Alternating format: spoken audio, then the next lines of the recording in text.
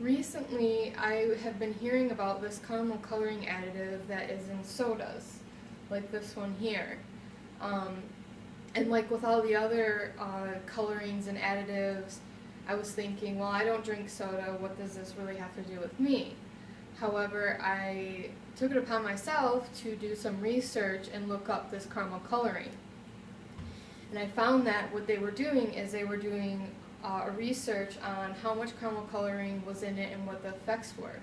What they had came up with is that if you drink one soda, 12-ounce soda, that it was safe. However, as you can see, this one is a liter, which is 33.8 ounces. And the caramel coloring in it was very high.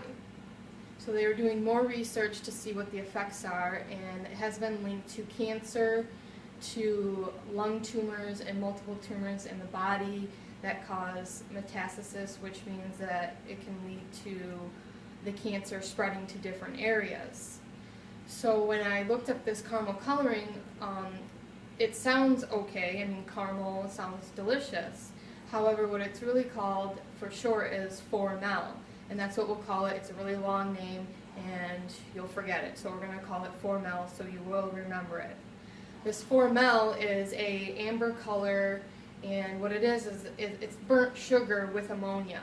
So the after effects is a carcinogen.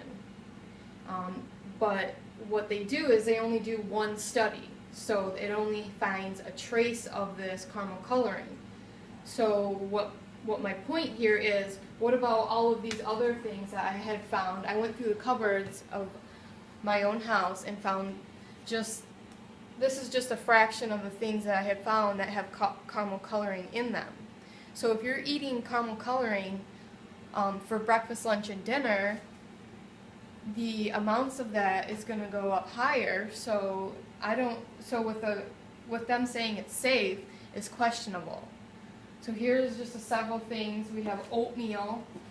I mean, you think you're eating healthy for breakfast, but that has caramel coloring in it. Same with honey bunches of oats. And then say you want a salad for lunch, eating healthy again. However, this has high amounts of caramel coloring in that, so basically you're just dousing your salad in carcinogens. And along with that, we even have Cheerios here. So this is what raises my question, and being a nursing student at Kirtland, this here, I mean, in all these gravies as well, there's caramel coloring. And these labels, they don't tell you how much caramel coloring is in them, or it basically just says caramel coloring. It has no information really on it, and these are misleading. So as a consumer, I think we should take it upon ourselves to do a little bit more research. And if you have things in your house, go through your cupboards, find out what has caramel coloring in them. I'm not saying throw them out, however, limit yourself to these, and by all means, if you can afford it, throw them out and don't buy the caramel coloring. It is bad for you. It has been linked to cancer, and there is not enough research right now to pull the caramel coloring out of these and pull all these products off the shelf. However, I do believe in the future we will not see caramel coloring in the food. It will be a while, but they will have to take it out.